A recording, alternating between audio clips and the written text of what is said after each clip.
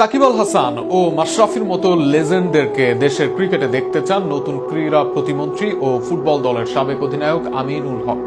সাকিব ম্যাচদের মামলার ব্যাপারেও রাষ্ট্র হবে নমনীয়, তবে রাষ্ট্রীয় মামলা শেষ করেই দ্রুত মাঠে ফিরুক তারা, এমনটাই চান আমিনুল হক। সাকিবের ব্যাপারে এর আগেও তিনি বলেছেন, সাকিব বাংলাদেশের লেজেন্ডারি ও বিশ্ববিখ্যাত খেলোয়াড়। তিনি চান সাকিব যেন আবারও বাংলাদেশকে আন্তর্জাতিক অঙ্গনে প্রতিনিধিত্ব করতে পারেন। আরো বিস্তারিত শুনুন প্রতিবেদনে। ক্রিকেট যতদিন হয়তো সাকিব আলোচনায়ও রবেন ততদিন। ক্রীড়া প্রতিমন্ত্রী হবার আগেই সাকিবকে নিয়ে অনেকবার প্রশ্নের মুখোমুখি হয়েছেন আমিনুল হক। আজ ক্রীড়া প্রতিমন্ত্রী হয়েও সেই প্রশ্নের উত্তর দিয়েছেন তিনি। সাকিব মাশরাফি সম্পর্কে তিনি বলেন, আমি মনে করি যে তারা দেশের লেজেন্ডারি খেলোয়াড়। আমরা তাদের সাধুবাদ জানাই।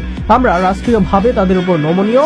আমরা চাই রাষ্ট্রীয়ভাবে তারা মামলাগুলো সমাধান করে দেশের ক্রিকেটে ফিরে আসুক।